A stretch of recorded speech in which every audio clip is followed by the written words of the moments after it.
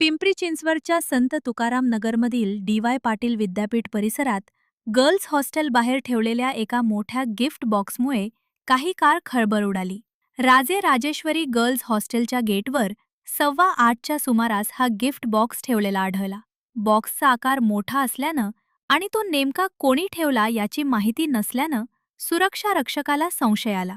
त्यानंतर सुरक्षा रक्षकानं तात्काळ पोलिसांना फोन करून घटनेची माहिती दिली. माहिती मिळताच पोलीस घटनास्थळी दाखल झाले. पुण्यात अलीकडेच संशयास्पद वस्तू आणि बॉम्ब ठेवण्याच्या घटनांच्या पार्श्वभूमीवर पोलिसांनी खबरदारी घेत बॉक्सची तपासणी सुरू केली. त्यामुळे विद्यापीठ परिसरात काही काळ भीतीचे आणि तणावाचे वातावरण निर्माण झाले होते.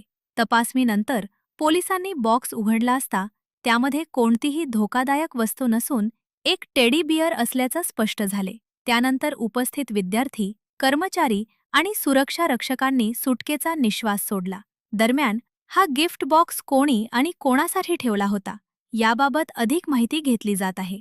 मात्र पोलिसांच्या सतर्कतेमुळे मोठी गैरसमजूत टळली. आज दिनांक 15/5/2026 रोजी रात्री 8:15 वाजण्याच्या सुमारास डी.वाय. पाटील यांच्या सिक्युरिटी गार्डकडून आम्हाला माहिती मिळाली की डी.वाय. पाटील यांच्याकडील श्री राजे राजेश्वरी गर्ल्स हॉस्टेल संत तुकाराम नगर येथील गेटवर एक संशयास्पद गिफ्ट बॉक्स पडलेला आहे अशी माहिती मिळाली असता आम्ही तात्काळ आमच्या पोलीस स्टाफसह सदर ठिकाणी पोहोचलो.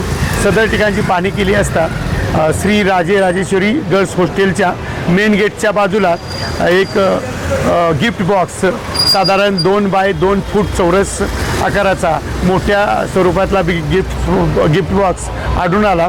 त्या अनुषंगाने आम्ही तात्काळ नियंत्रण कक्ष येथे माहिती देऊन बीडीएस पथक बोलावून घेतले. तसेच आवश्यक मनुष्यबळ बोलावून घेतले आणि बीडीएस पथकाद्वारे सदर बॉक्सची तपासणी केली. त्यामध्ये कोणताही घातपाताचे संबंधी चीजवस्तू मिळून आली नाही. त्या दृष्टीने सदरचा बॉक्स उघडून पाहिला असता त्यामध्ये गिफ्ट म्हणून पाठवण्यात आलेले टेडी बियर मिळून आले. अशा प्रकारे संपूर्ण कारवाई पूर्ण केलेली आहे. कोणताही घातपाताची गोष्ट मिळून आलेली नाही. शहरातील नागरिकांना आणि जे गर्ल्स हॉस्टेल चालवतात त्यांना काय आव्हान असलं? सर्व नागरिकांना याद्वारे मी सूचित करतो की असे कोणतेही बेवारस वस्तू मिळून आल्यास तात्काळ पोलिसांच्याकडे संपर्क करावा. त्या दृष्टीने पोलिसांतर्फे आवश्यक उपाययोजना व तपासणी केली जाईल. अशा प्रकारच्या घडामोडी जाणून घेण्यासाठी पाहत रहा पिंपरी चिंचवड न्यूज. सोबतच आमच्या फेसबुक आणि इंस्टाग्राम चॅनलला फॉलो करायला विसरू नका.